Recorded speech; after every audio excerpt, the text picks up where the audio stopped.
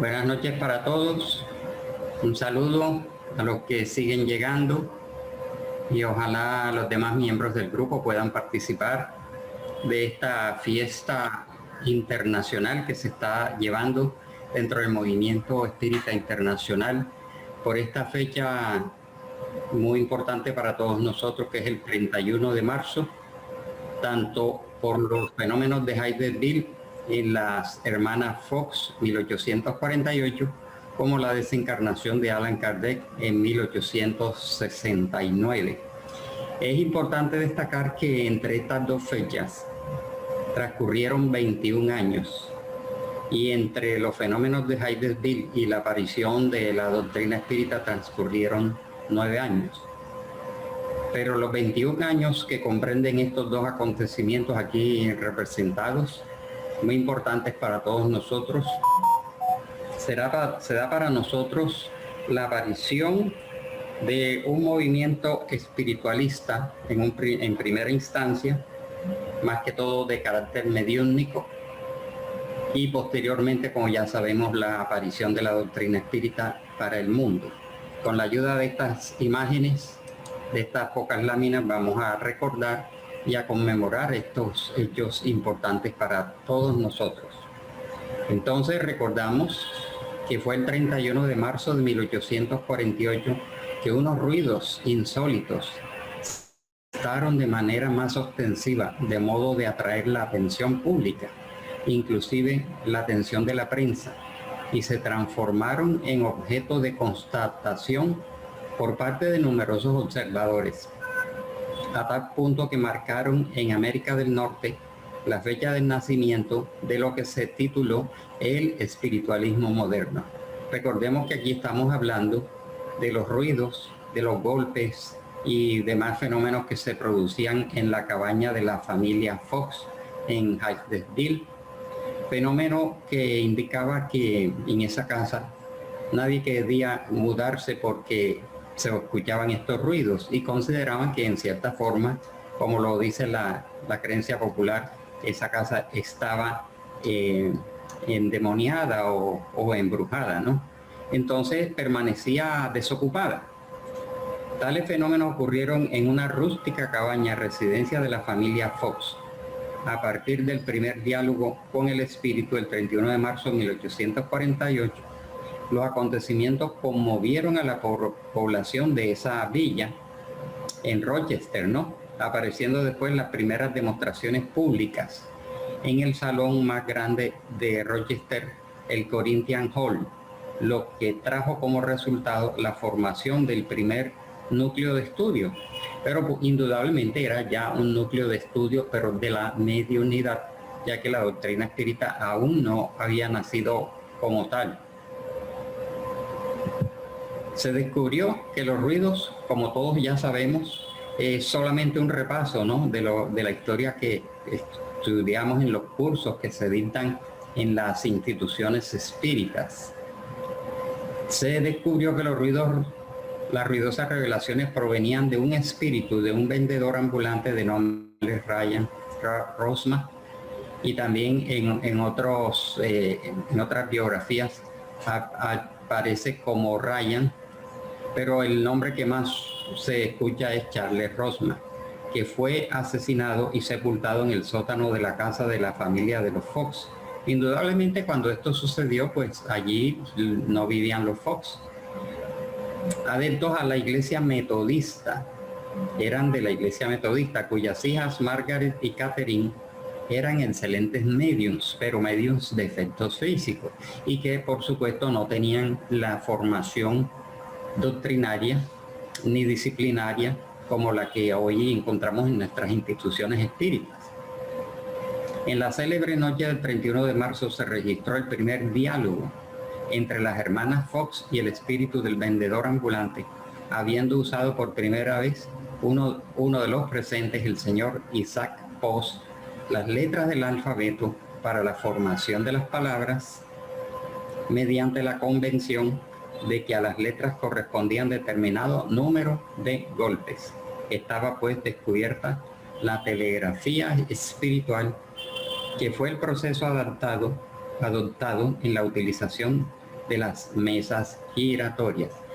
Aquí lo que podemos recopilar y recordar es que esta familia metodista venía de mudanza y llegó a altas horas de la noche a la población de Hydesville, ¿no?, en el estado de Nueva York, y entonces no encontraban posada, no encontraban alojamiento, solamente se enteraron de que había una cabaña de madera desocupada por los motivos que ya sabemos, por los ruidos que se escuchaban y nadie quería vivir allí. Sin embargo, ellos, por lo apremiante del señor Fox, su esposa y sus 3 hijas, porque además de Margaret y Catherine estaba Leah, pero más que todo Margaret y Catherine fueron las que se decidieron una noche a establecer una especie de diálogo con esos ruidos que no los dejaban dormir, ruidos que venían del piso, de las paredes, del techo, pues todo era de madera. Y la esposa, las niñas llamaron a sus padres y sus padres entraron a la pieza y las niñas, como un juego, le mostraron cómo esta inteligencia invisible respondía a los golpes que ella daba. Si ellas daban 1, el espíritu daba 1. Si ellas daban 2 o 3, igualmente se producía una copia. Se dice que antes del señor Isaac Post crear un alfabeto, fue la mamá de las niñas a quien se le ocurrió establecer como una especie de diálogo. Los memorables acontecimientos que por su frecuencia e intensidad señalaban las manifestaciones de fuerzas inteligentes que intervenían en el plano físico determinaron el nacimiento del espiritualismo moderno a través de la fenomenología mediúnica todavía incipiente y, como ya sabemos, era una fenomenología muy elemental.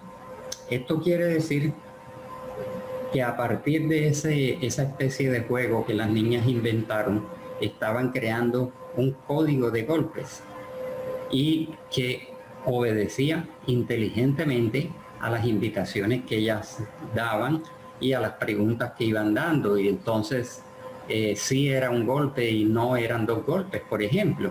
Y así poco a poco fueron creando este alfabeto. Por supuesto, como podemos imaginar, esto causó un revuelo al día siguiente y en las siguientes noches el fenómeno se siguió dando, de tal manera que los vecinos y muchos otros curiosos poco a poco se fueron acercando para ver en qué consistía esta fenomenología que se propagó muy rápidamente. Allí vemos representados la utilización de la cestita que surgió mucho tiempo después, la colocación de las manos sobre una mesa y esta se levitaba o se movía, las mesas giratorias, la utilización de la ouija y otros aparatos que poco a poco fueron desarrollándose a lo largo del tiempo, como el hecho de la llamada plancheta, en donde a alguien se le ocurrió que así como la fuerza de un espíritu podía mover de 2 personas para producir las letras, ¿no?, para ir recorriéndolas y formar palabras y frases, también se podía desarrollar una tabla que tuviera 2 ruedas y un lápiz para hacer dibujos o para escribir. La levitación de las mesas y posteriormente se desarrollaría la psicografía propiamente dicha. En conclusión, se considera al espiritualismo moderno como un antecesor del espiritismo. Se sumaron a este movimiento numerosos médiums, seguidores, personas de prestigio y muchos investigadores que verificaron la autenticidad de los fenómenos mediúnicos de aquella época. Aquí podemos ver entonces las fotografías de Catherine, Margaret y Leah. También se acercó a estas jóvenes el famoso medium norteamericano Andrew Jackson Davis, quien ya tenía un cierto conocimiento de las manifestaciones de los espíritus. Andrew Jackson Davis era vidente y tenía otro tipo de facultades como la proyección extracorpórea. Personajes famosos se fueron acercando a este hecho que se fue propagando por Hydesville y posteriormente a otras poblaciones de Norteamérica. Se tiene noticias de que había en Ohio vivía dos familias, la familia Kunz y la familia Tippie.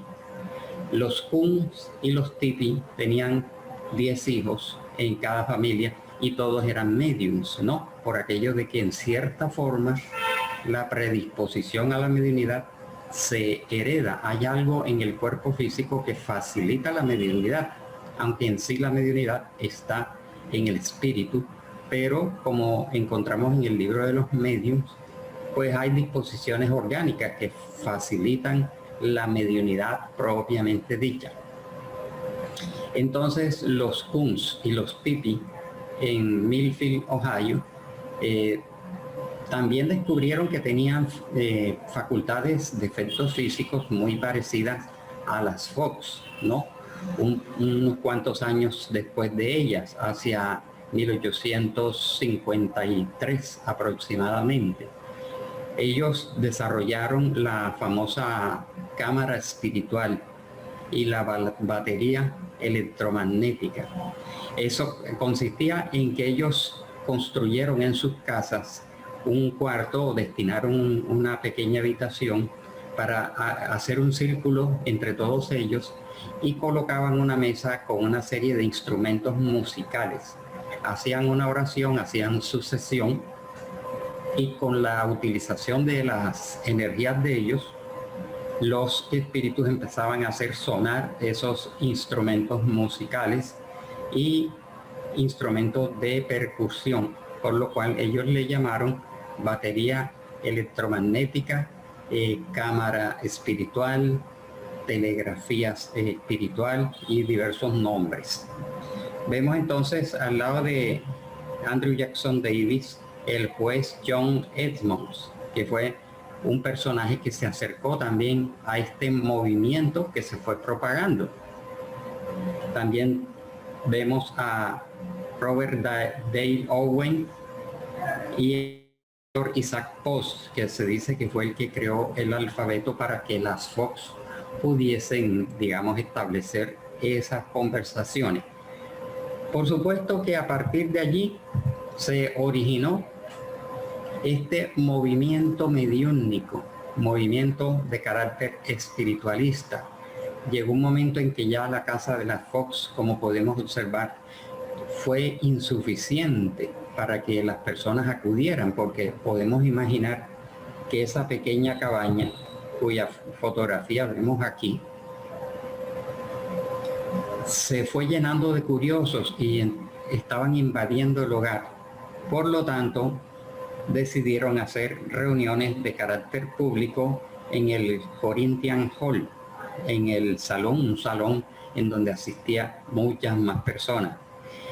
Hemos encontrado en internet una serie de biografías de estos acontecimientos y difieren un poco en los nombres de los personajes que fueron surgiendo.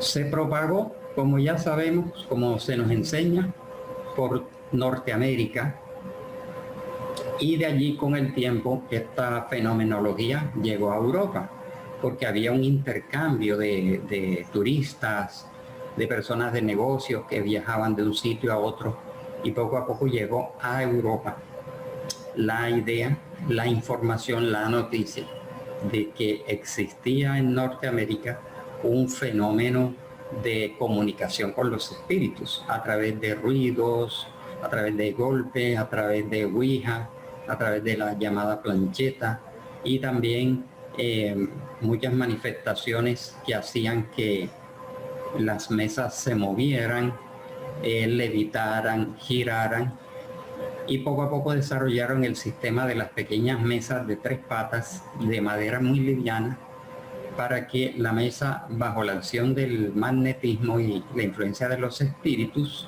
se inclinara sobre una de las patas y diera golpes equivalentes a una tipología que se llamó, ¿no? Y esta tipología permitía recibir esos mensajes en una forma muy lenta, muy tediosa. Era el esfuerzo que había que hacer para decir, por ejemplo, buenas noches, letra por letra, y habían personas que iban anotando los números de golpes y iban poniendo enseguida las letras hasta que veían que ahí decía buenas noches, o cualquier otra palabra o cualquier otro mensaje. Entonces el fenómeno de la tintología, las mesas danzantes, las mesas parlantes, fue el inicio de todo lo que hoy conocemos como la mediunidad en sus distintas expresiones. ¿Cuál era la finalidad de este movimiento? Y la gente dice, ¿por qué hoy no pasa? Porque el mundo espiritual programó esto de tal manera que permitiera llamar la atención por el fenómeno, porque así es nuestra humanidad, muy curiosa, muy interesada en fenómenos que son ampliamente ostensibles. Y qué más que esto que realmente se consiguió con toda esta fenomenología. Y la otra fecha, como ya sabemos, hoy se conmemoran los 152 años de desencarnación del maestro Allan Kardec. Ya sabemos que él, su verdadero nombre era Hipólito León de Nizar-Rivel, que se había formado en el Instituto de Yverdun de Juan Enrique Pestalozzi en Suiza. Él allí hizo su formación y a muy temprana edad, un joven precoz, por supuesto, se formó como profesor, empezó a escribir obras didácticas, practicaban la enseñanza intuitiva del método de Pestalozzi, que vamos a ver, el ejercicio de funciones directivas y educativas que Kardec, que el joven Rivel recibió de Pestalozzi como un alumno sustituto, ¿no? En este castillo de Yverdun, en Suiza, y posteriormente vamos a recordar un poco la misión que le fue anunciada a Kardec por los espíritus, por el espíritu de Céfiro y por el espíritu La Verdad. La educación pestalozziana que Kardec recibió en el castillo de Yverdun o Yverdon consistía en la forma, que consistía en inducir a los estudiantes a observar, a medir, dibujar y escribir, distinguir la forma, las dimensiones y las proporciones de lo que se dibujaba o de los objetos, con el fin de enriquecer la memoria, explicaciones sencillas de objetos y materiales, enseñar a describir y a darse cuenta de sus percepciones.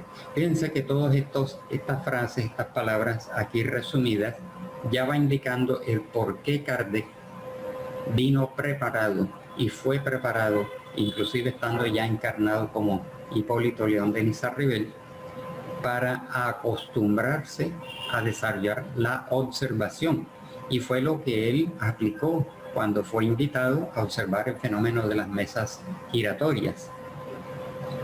Número es otro principio, porque Pestalozzi enseñaba que el niño y el estudiante había que formarlo a través de la forma y el número, las relaciones métricas y numéricas, y a partir de las cosas simples avanzar a las más complicadas, que es la estructura que vemos en el libro de los espíritus.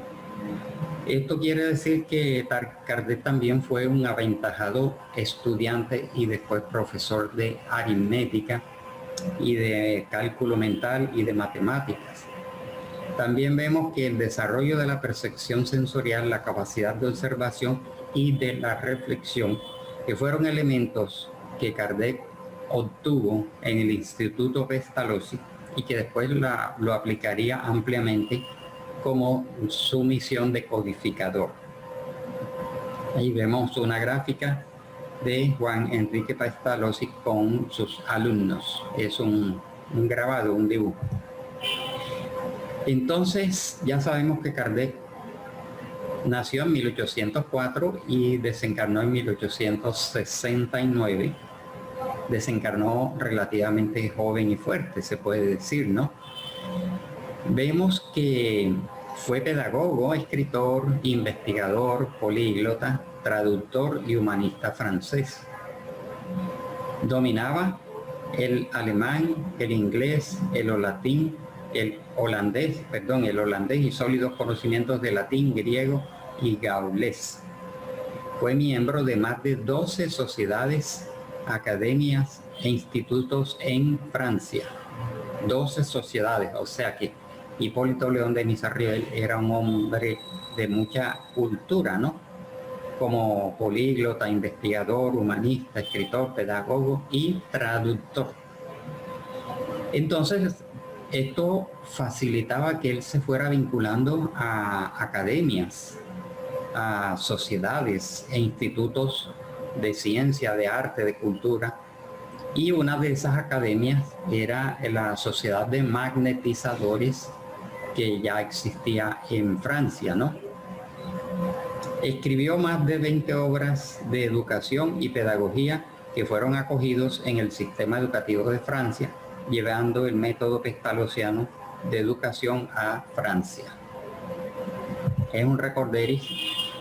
Vemos que Kardec más adelante tuvo los primeros contactos con los fenómenos mediúnicos, pero a partir de que él era miembro de la Sociedad de Magnetizadores de París, en donde Fortier y Carlotti eran miembros, y poco a poco ellos de alguna manera ya se habían enterado de los fenómenos de Heidelberg y de la práctica del mediunismo. Se dice en algunas biografías que los fenómenos de Heidelberg llegaron a Europa hacia 1853, entrando básicamente por Alemania, por Inglaterra, por Francia y por España. Entonces es bueno y es lógico encontrar que hubo un enlace de que Kardec, siendo de la Sociedad de Magnetizadores, escuchara hablar de la hipnosis, del sonambulismo, y por supuesto le hablaron de las mesas parlantes, danzantes y girantes o giratorias. Hizo entonces sus primeros estudios serios de mediunismo. En alguna biografía dice, o en el propio libro en donde él narra esto, dice: hice mis primeros estudios serios de espiritismo. Pero efectivamente no era espiritismo propiamente dicho, sino práctica de la mediunidad, como entendemos muy bien, ¿no? Recibió del mundo espiritual las noticias de que él traía esa misión, el cambio de nombre que fue sugerido por el mundo espiritual, porque ya él había publicado 20 obras de pedagogía y era muy conocido como pedagogo. Los espíritus le sugirieron independizar la personalidad del pedagogo conocido de formación pestalozziana para independizarlo de la misión como codificador de la doctrina espírita. Le sugirieron utilizar el nombre de Allan Kardec, que él había tenido como sacerdote druida en las Galias en algunos siglos anteriores, ¿no? Que se había llamado efectivamente a Allan Kardec como sacerdote druida. La actuación de Kardec en la codificación de la doctrina espírita ya la conocemos muy bien, y la fecha que hoy se conmemora hace 152 su desencarnación. Por supuesto que, recordando lo que dijimos al principio, transcurrieron entre los fenómenos de Heidelberg y la desencarnación de Kardec 21 años. Estos 21 años son importantes para el mundo espírita porque obedecen a una etapa muy destacada, muy importante, que obedece a todo un plan elaborado por la alta espiritualidad bajo la dirección del Maestro Jesús, que autorizó que se produjeran todos estos encadenamientos, la reencarnación de personas que vendrían a ser mediums, los que vendrían a ser propagadores, después los que servirían de intermediarios o facilitadores, editores, todo un equipo de trabajo que colaboraría no solamente en la difusión de los fenómenos de Hydesville, sino en la difusión de la naciente doctrina espírita. También es bueno entonces, sacando cuentas, estos fenómenos de la FOC fue hace 173 años y la desencarnación de Kardec hace 152. Entonces,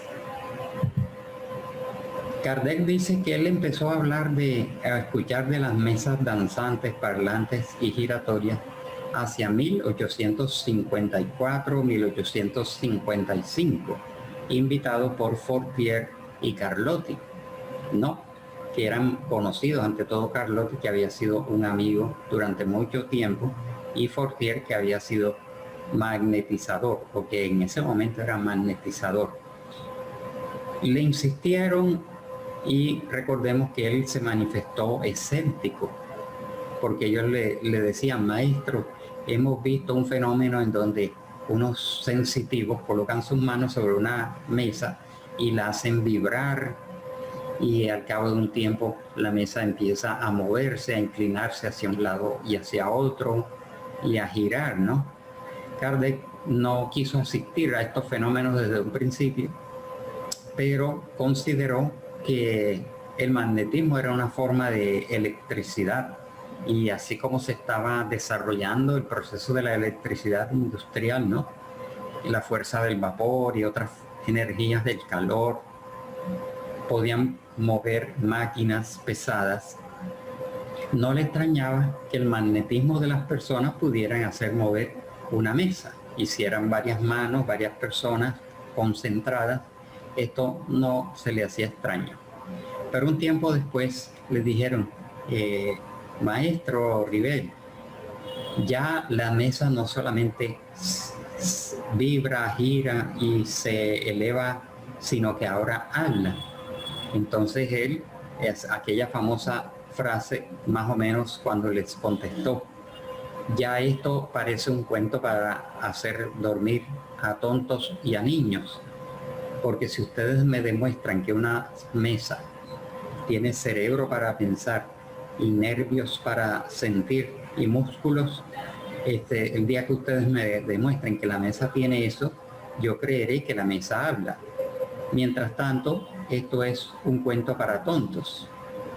Entonces ellos poco a poco le insistieron hasta que él afortunadamente accedió a asistir a estos hogares del señor Patier, la señora Plain-Maison, la señora Roger y la familia Baudin, en donde él pudo observar muy claramente todos estos fenómenos que habían sido narrados por sus amigos, ¿no?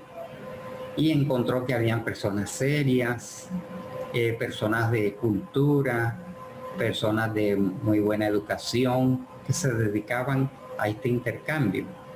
Y él se dijo: si todo efecto tiene una causa, todo efecto inteligente tiene una causa inteligente, porque observó que a través de estos fenómenos de tipología y de mesas giratorias empezaban a recibirse frases y enseñanzas inteligentes que no podían proceder sino de una inteligencia invisible, y que si el efecto era inteligente, la causa era inteligente, y esto no era más ni menos que las almas de los difuntos o espíritus, cosa que poco a poco él fue aclarando, hasta que él pudo observar cómo las hermanas Baudin practicaban la cestita, la psicografía a través de la cestita, que era una pequeña cestita de mimbre a la cual le atravesaban un lápiz por el centro, colocaban una hoja de papel, colocaban la punta de sus dedos en el borde de la cestita,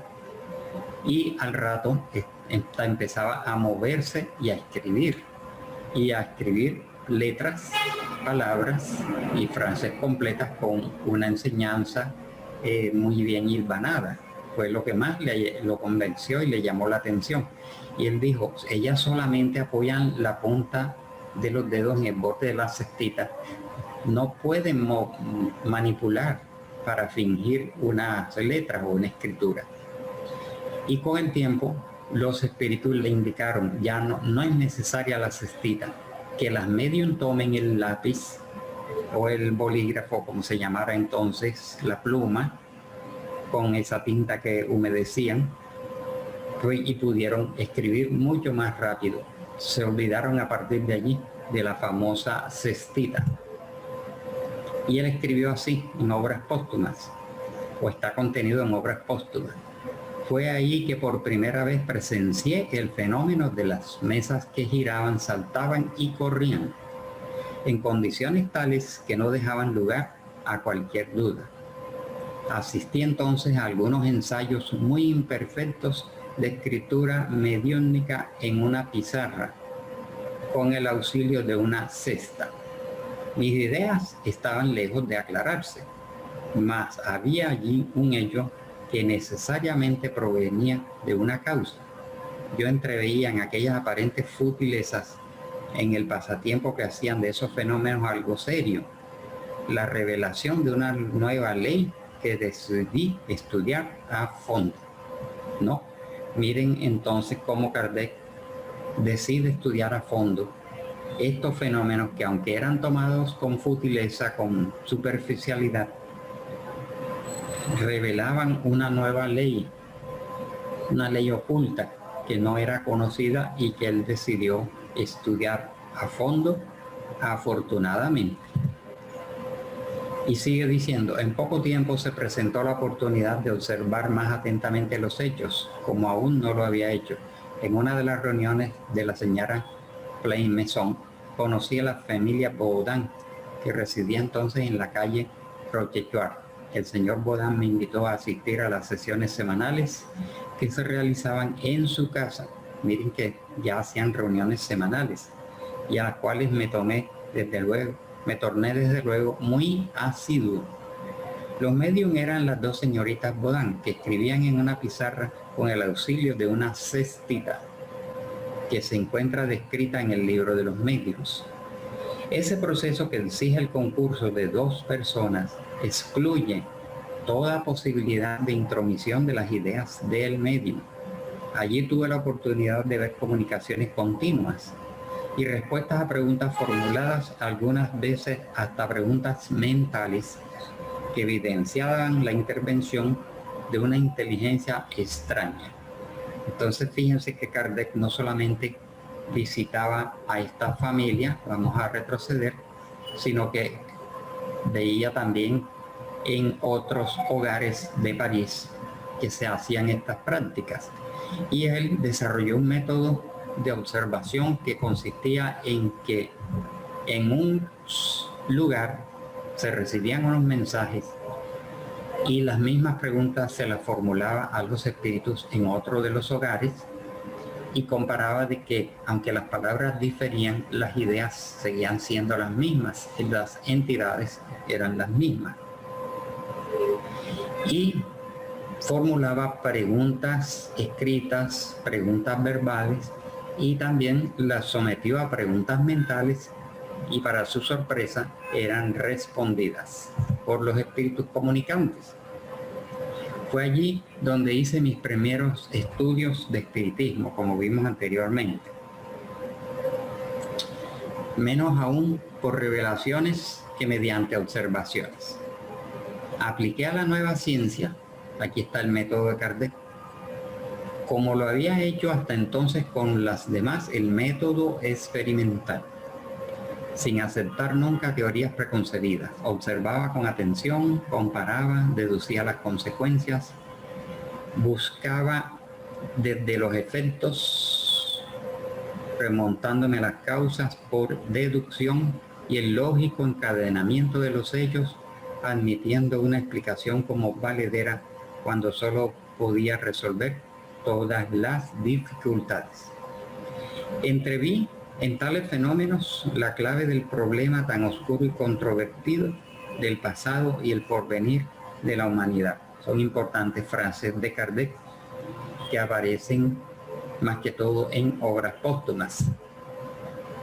Surge entonces el 18 de abril de 1857, fecha hacia la cual nos estamos aproximando, cumplirá 164 años de luz, esperanza y consuelo para la humanidad. El famoso Libro de los Espíritus, su primera edición, las demás traducciones que se han ido dando para el español. La primera traducción del Libro de los Espíritus hacia el español fue realizada por José María Fernández Polavida, ¿no? Y después las demás traducciones que fueron surgiendo a lo largo del tiempo, como la 18 de abril, la de la Federación Espírita Brasileña, del Consejo Espírita Internacional, y encuentra uno en internet numerosas traducciones, ¿no? Con diversas carátulas del Libro de los Espíritus, como podemos ver aquí, algunas representaciones, algunos de los cuales hemos conocido, como el de Mensaje Fraternal, la 18 de abril y muchos otros. Pronto estaremos conmemorando entonces los 164 años del Libro de los Espíritus, que Kardec titula Filosofía Espiritualista, el Libro de los Espíritus, conteniendo los principios de la doctrina espírita. Como ya sabemos muy bien, esta frase que Kardec colocó en la primera página del libro, sobre la inmortalidad del alma, la naturaleza de los espíritus y sus relaciones con los hombres, las leyes morales, la vida presente, la vida futura y el porvenir de la humanidad, según la enseñanza impartida por los espíritus superiores, con la ayuda de diversos mediums recopilados y ordenados por Allan Kardec. Recordemos que entonces, a partir de esta publicación, ya él dejó de utilizar su nombre, Hipólito León de Lizarribel, para utilizar el seudónimo de Allan Kardec. La era espírita. Con este libro escribió Herculano Pires para la edición de la editora argentina 18 de abril en español, que todos conocemos y conservamos. El 18 de abril de 1857 se inició para el mundo y para nosotros, por supuesto, la era espírita. Para el mundo en general no, porque no lo conocen. Lo habrán escuchado como una referencia, pero no con la seriedad y la profundidad con que nosotros lo conocemos. En él se cumplía la promesa evangélica del Consolador, del Paracleto o Espíritu de verdad. Decir esto equivale a afirmar que el Libro de los Espíritus es el código de una nueva fase de la evolución humana. Es decir, a veces no alcanzamos a vislumbrar y a valorar, ¿no?, el contenido de este libro, que contiene el código de una nueva fase de la evolución. Y es exactamente esa su posición en la historia del pensamiento. Pero la historia del pensamiento excluye a Kardec, salvo algunas excepciones. Excluyen a Kardec, excluyen a los libros espíritas por prejuicios religiosos, por prejuicios académicos y por prejuicios intelectuales, ¿no? No se trata de un libro común que se pueda leer de un día para el otro y después olvidarlo en el rincón de una biblioteca. Nuestro deber consiste en estudiarlo y meditarlo, releyéndolo de continuo. Sigue diciendo Herculano Pires, ahí vemos una fotografía de él. Sobre este libro se levanta todo un edificio, el de la doctrina espírita. Constituye la piedra fundamental del espiritismo, su primer hito. El espiritismo surgió con él y con él se propagó, imponiéndose, consolidándose en el mundo. Antes de este libro no había espiritismo y ni siquiera existía esta palabra. Se hablaba de espiritualismo, neoespiritualismo y también podemos agregar espiritualismo moderno, pero de una manera general, vaga y nebulosa, que para ellos no era sino mediumismo. Los hechos espíritas que siempre existieron eran interpretaciones de los más diversos modos, pero después que Kardec hubo lanzado a la publicidad, conteniendo los principios de la doctrina espírita, una nueva luz fulguró en los horizontes intelectuales del mundo. Es lo que estamos conmemorando en este día, desde las Fox hasta Kardec en su desencarnación, aunque las Fox no fueran propiamente espíritas, fueron el preámbulo, los antecedentes, la introducción al conocimiento de esta fenomenología que llamó la atención. Se obtuvo el resultado que el plano espiritual se había propuesto: llamar la atención de los periodistas, de los curiosos, de los investigadores y de los hombres de cierta cultura y seriedad, para que de allí surgiera entonces el fenómeno de las mesas danzantes, parlantes, la ouija, la tablita, la cestita, y eso viajara a Europa y llegara al conocimiento del maestro Allan Kardec, quien se interesó, como ya vimos. Entonces el libro está constituido, vamos a ver algunos datos ya en la parte final, de 4 partes o libros, 29 capítulos, 1018 ítems. Algunas personas dicen, el libro de los espíritus tiene 1018 preguntas. No, tiene 1018 ítems o temas, se puede decir, ¿no?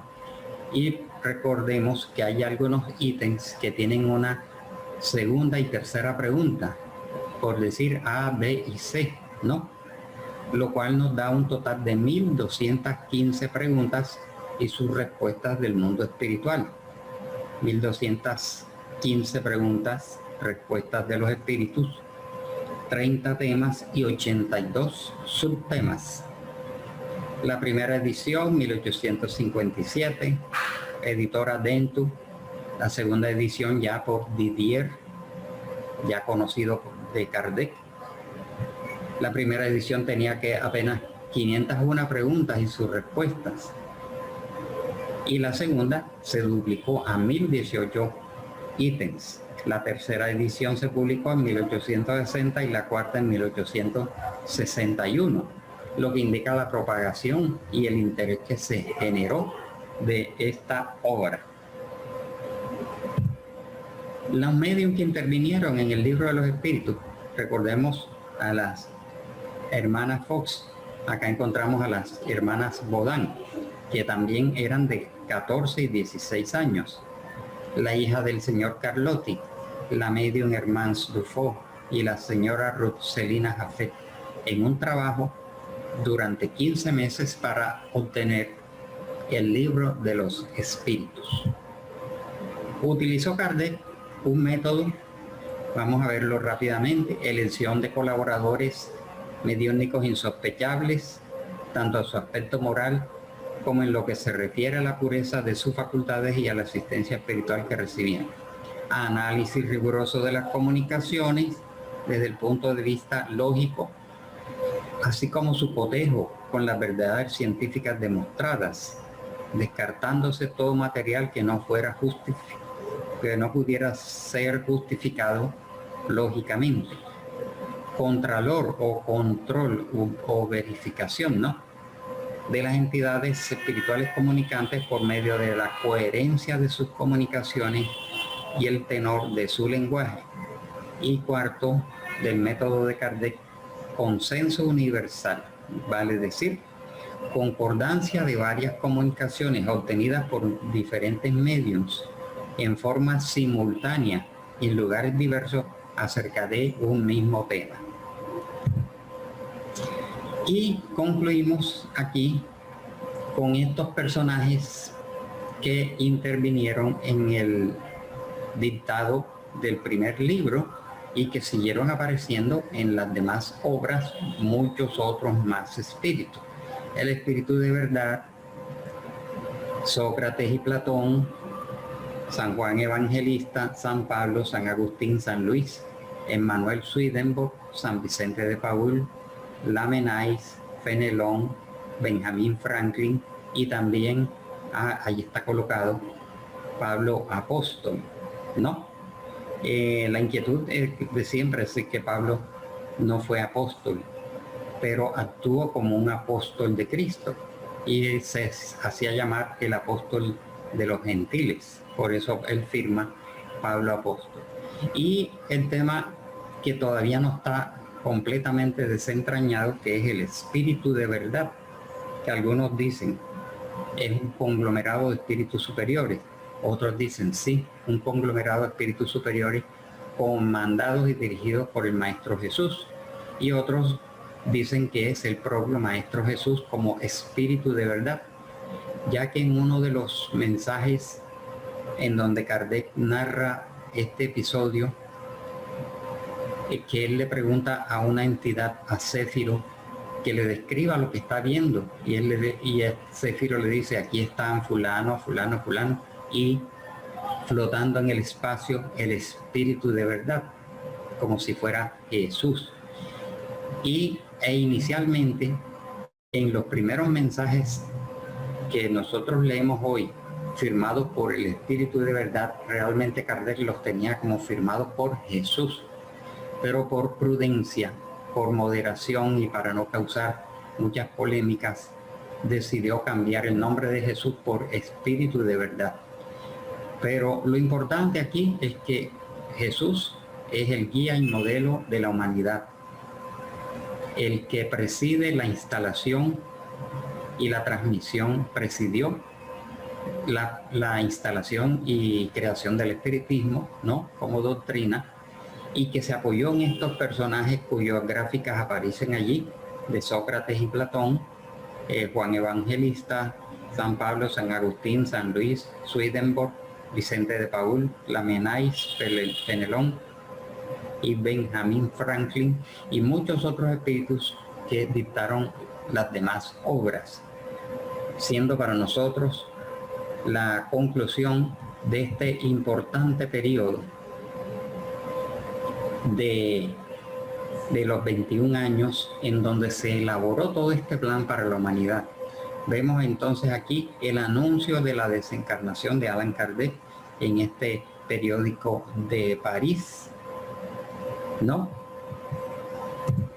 Y que indicando el sepelio de Kardec en el cementerio de Père Lachaise.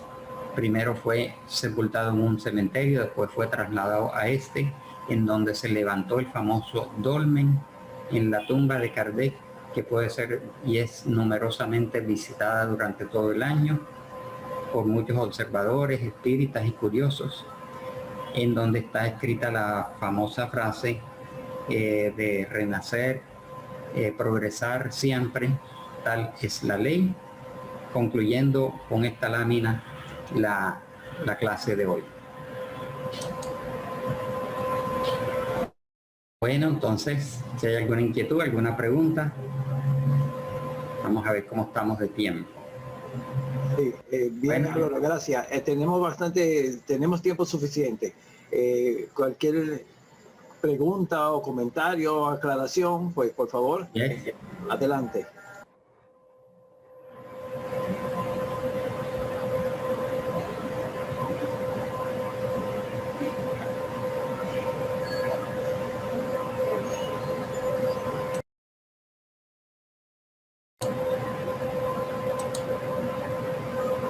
Yo sí tengo una curiosidad, pero quizás no exactamente este tema, y es porque siendo Norteamérica el inicio de la fenomenología mediúnica, yo sé que durante un tiempo eso perduró en Estados Unidos, pero ¿qué pasó? ¿Por qué desapareció, como quien dice, totalmente? Es una pregunta, una curiosidad que tengo. Sí, hay muchas incógnitas, muchas preguntas, el por qué realmente desconocemos. ¿Cuál fue la causa? A veces se han mencionado factores de orden religioso, de orden político, que encontró un terreno más propicio en Europa.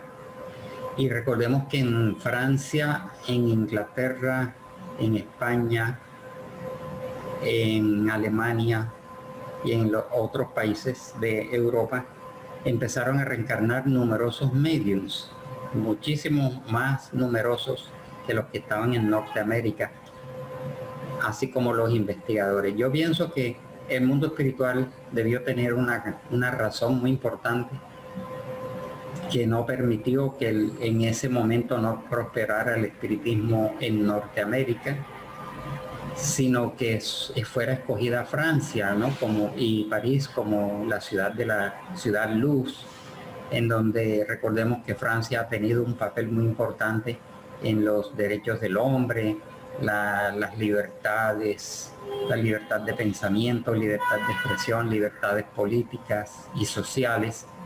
Y tal vez por eso el mundo espiritual consideró que había un bagaje más propicio en la propia Francia.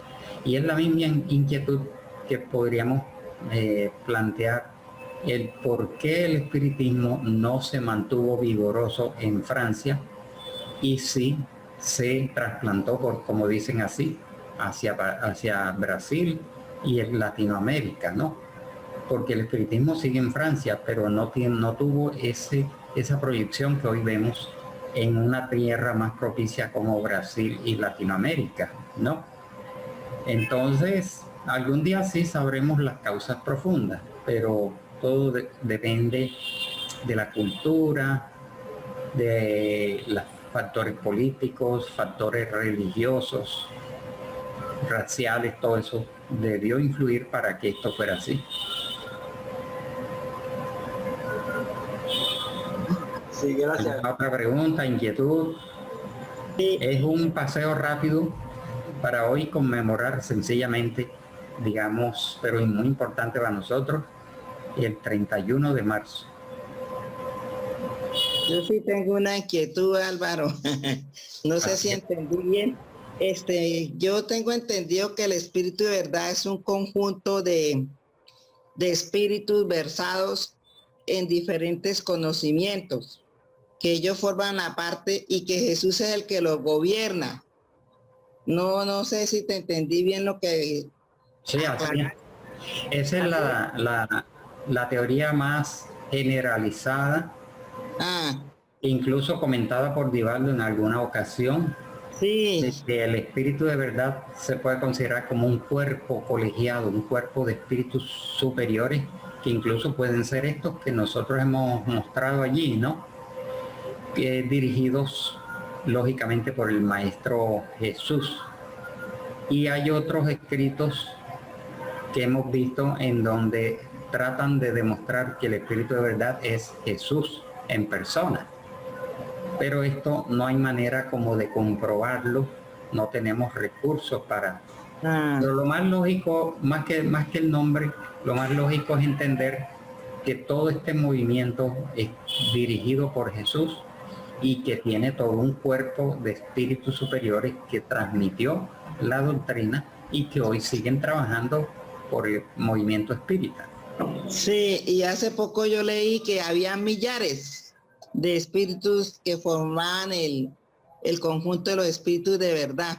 No me acuerdo en qué artículo, pero en la revista de española habla sobre Jesús y el espíritu de verdad, y Campetti también en una conferencia que dio, dice que es un conjunto y que Jesús es parte. Y la mayoría de los espíritas dice eso también, Luis Achurrias también, y ha mostrado algunos que nosotros conocemos. Eso es lo que quería. Exactamente, sí. Los que mostré que dictaron el libro de los espíritus hacen parte del equipo del consolador, ¿no? El equipo del consolador, que también lo llaman así. Lo importante es que todo viene de Jesús, que utilizó, se apoyó en todos estos seres que vinieron como misioneros, que dictaron esta doctrina, que hoy nos ilumina, nos orienta, nos consuela y nos llena de esperanza. Y ya los detalles de este tipo de carácter histórico a su debido tiempo lo conoceremos en el mundo espiritual. Sí, también a Juana de Angie la catalogan como un espíritu de verdad y forma parte del conjunto. Sí, hace parte del equipo del Consolador. Sí. Jesús, el Consolador es Jesús, y el segundo Consolador, el que él envía, es la doctrina espírita. Sí, señor. Bueno, Álvaro, sí, eso. Hay cosas que todavía uno dice de una cosa y otra, pero uno se va por lo que la generalizada. Exactamente. Sí, bueno, gracias. Gracias también por la pregunta y por su presencia a todos. ¿Algo más? Bueno, nos estaremos viendo El 18 de abril no sabemos qué programaciones hayan para la conmemoración de los 164 años del Libro de los Espíritus. ¿Algo más, Fernando? El 18 de abril no cae miércoles, o sea, ya tendría que ser el grupo, pero no sé ahora mismo si Sí. coincide con día de labor del grupo. Puede ser que una de las conferencias tome en cuenta ese... El 18 de abril es un domingo. Un domingo. Aquellas instituciones que tengan transmisión los domingos seguramente harán sus alusiones a esta importante obra, ¿no? Sí, claro, es verdad. Bien, pues vamos pues a darte las gracias. Te deseo que recuerda que me envíes el PowerPoint de la conferencia para que Maite y nosotros podamos hacer la edición de esta tu conferencia, y darte las gracias porque realmente tú tienes un conocimiento vasto y has leído mucho realmente, Álvaro, y eres un investigador de la doctrina espírita, y realmente nosotros hemos bebido de todas esas investigaciones tuyas que nos edifican, nos auxilian. Así que muchas Todos gracias. estamos en el camino del estudio. Sí. Te damos las gracias y te admiramos porque realmente eso, solamente los años permiten un conocimiento como el que tú demuestras y el empeño en hacerlo bien, porque hay gente que puede tener un tiempo pero no profundiza igual como tú lo desmenuza, como dicen en nuestro país. Bien. Sí. Hoy estuvimos, perdón Fernando, estuvimos viendo, si abrimos el Facebook ahora y vemos la cantidad de transmisiones en vivo que se están haciendo a esta misma hora, antes de la charla y seguramente ahora, de muchas transmisiones en vivo, más que todo de Brasil, de Centroamérica y de Europa, haciendo alusión a esta fecha importante del espiritismo. Eso es, da alegría eso, que ya nos hagamos eco y que realmente se divulgue la doctrina espírita. Bien. Pues Álvaro, pues no queremos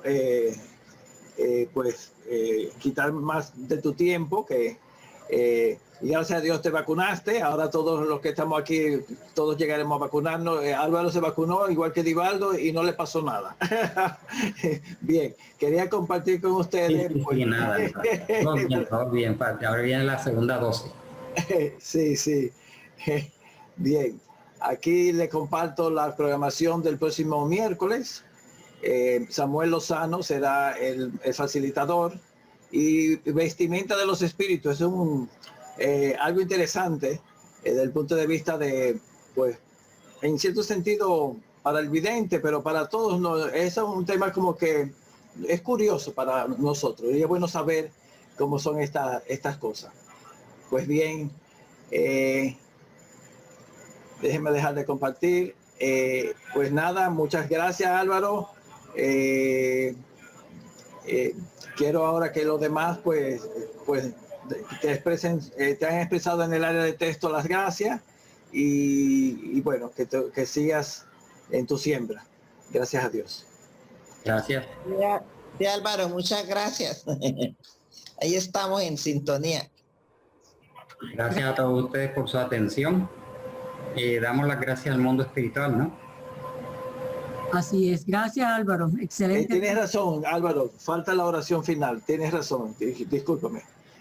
Bueno, entonces... acompañarte en esta oración. Damos Muchas gracias. Gracias, Álvaro. Bueno, como no, vamos a hacer la oración de agradecimiento a Dios, al Maestro Jesús, al Maestro Allan Kardec, a las hermanas Fox y a todos estos personajes de aquellos primeros tiempos por haber hecho el sacrificio, el esfuerzo y la labor cumplida en mayor o menor grado para entregarnos esta doctrina y este movimiento. Gracias a nuestros guías y protectores por habernos asistido en esta noche.